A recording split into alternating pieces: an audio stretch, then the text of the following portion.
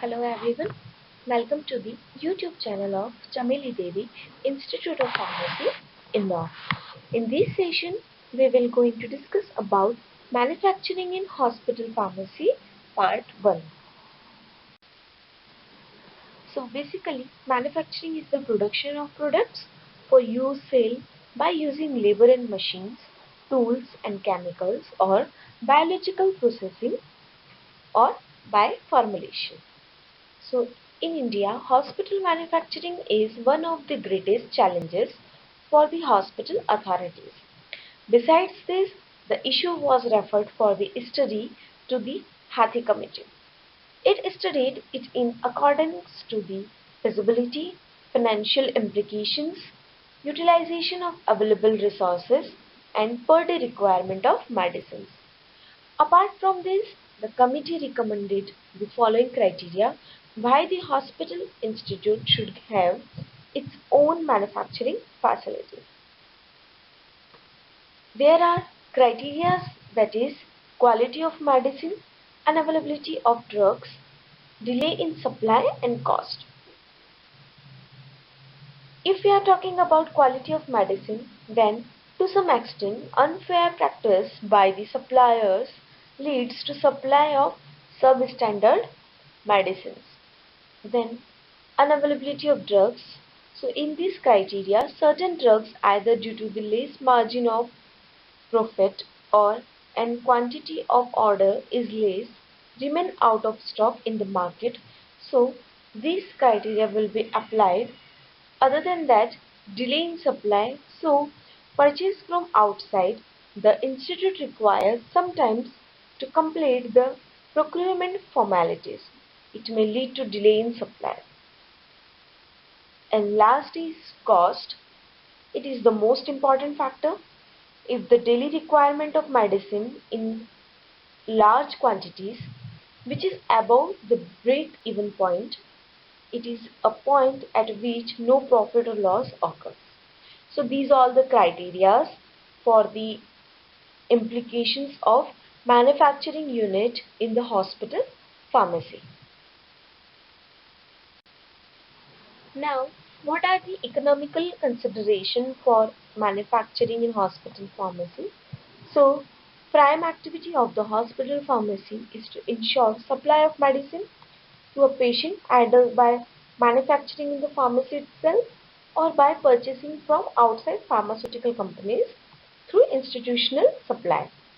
Similarly, the Mysore Committee of Hospital Pharmacies suggested to have own IV fluid manufacturing facility. From an economical point of view, it need of infrastructure, machinery, manpower, compliance with standard of FDA, and working capital is essential to run a manufacturing unit. The entire operation affects the budgetary control of the hospital. Therefore, it is beyond the scope of the hospital authorities to install the IV fluid manufacturing facility.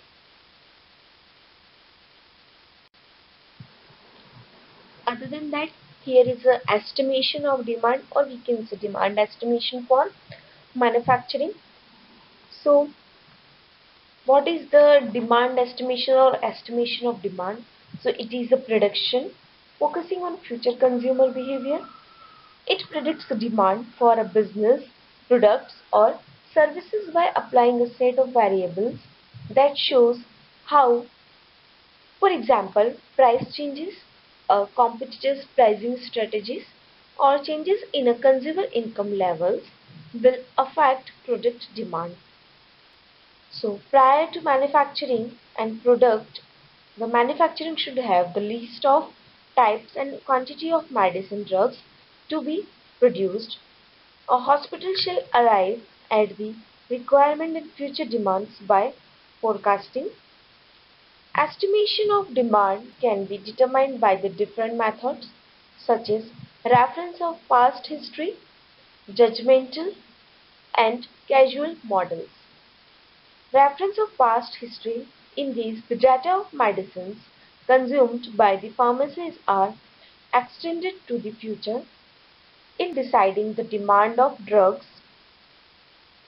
Second is judgmental. So the opinion of clinical and pharmacy staff of a hospital is taken into consideration regarding the requirements of medicine in the future. And the last is casual models. In this, by evaluating the medical documents of patients in a hospitals, one can forecast the demand for a specific categories of drugs depending on the certain facts. So, demands for a specific categories of drugs depends on certain facts. That is, categories would be whole blood, antihypertensives, and radiopharmaceuticals. If we are talking about facts, then whole blood category, the facts would be number of casualty admitted in emergencies on which these casual models are uh, applied. Then second one is antihypertensive category.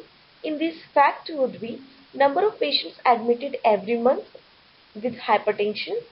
Other than that, radiopharmaceuticals, so in this the number of patients came for screening periodically for their diagnostic examinations. So, according to this category and facts, causal models are applied for the demand estimation or estimation of demand. Now, here is the unit cost. So, what is the unit cost? It is the price incurred by a company to produce, store, and sell 1 unit of a particular product.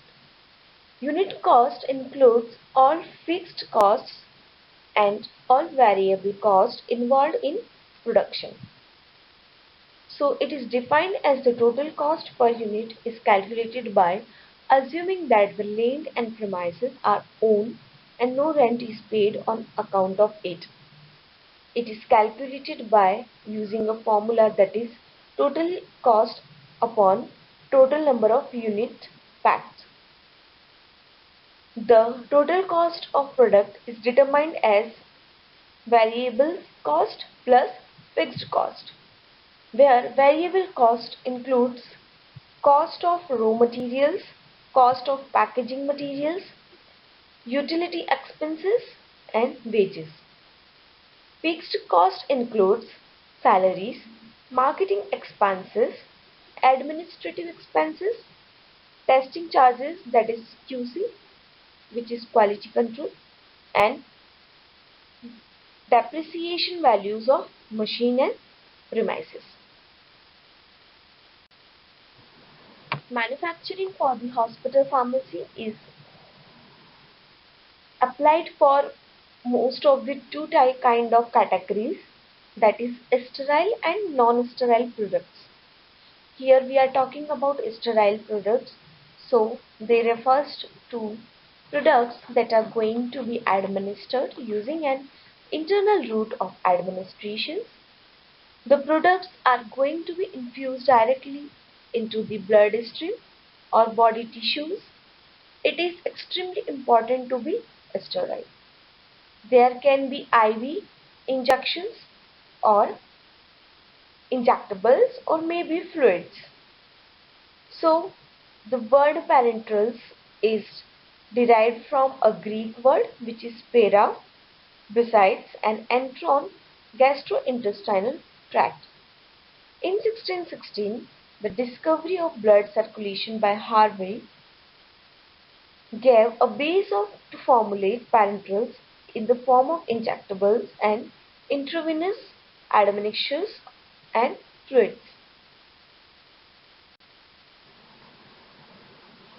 Mainly, parenterals are classified into two groups, that is LVP, large volume parenterals, and SVP, small volume parenterals, which could be differentiated as under these criteria, that is pack size, type of containers used for packing, vehicle used for formulation, added substances, sterilization process administered, via and uses.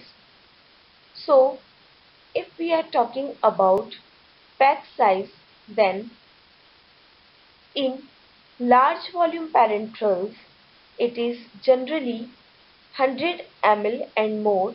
In small volume parenterals, it is 1 to 99 ml.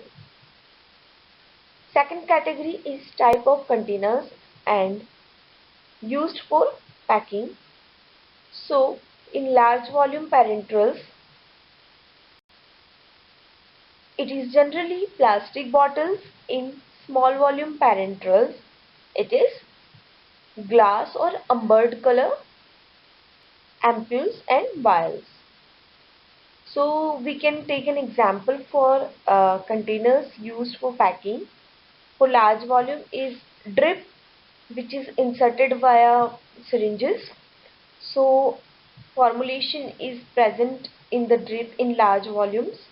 And if we are talking about small volumes, so there may be some ampoules for the injections or vials. Now second category is vehicle used. So for the large volume, water for injections will be used, and for the small volume, there may be water for injections or oils like propylene glycol 400 and propylene glycol 600. Added substances, so number of substances, no substances can be added into the large volume parenterals. If we are talking about small volume parenterals, so preservatives, antioxidants and microbials are added into the small volume parenterals. Other than that, sterilization, so large volume parenterals having terminal sterilization, so it is the process of sterilizing a product in its final container. It is an important process as it ensures the product remains sterile. If we are talking about small volume parenterals sterilizations, so for small volume parenterals, there are generally aseptic fill products. What is aseptic filling?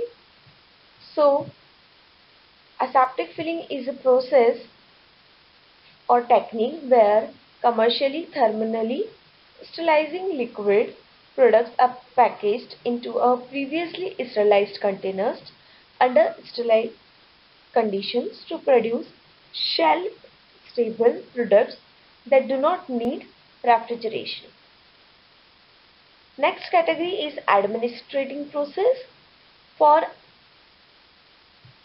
large volume parenterals, it is administered via intravenously. For small volume parenterals, it is administered via with syringes and needles through the injection. Last criteria is uses. So large volume parenterals are used for clinically as supportive measure or nutrients like glucose supply. For small volume parenterals are using for diagnostic or therapeutic purposes.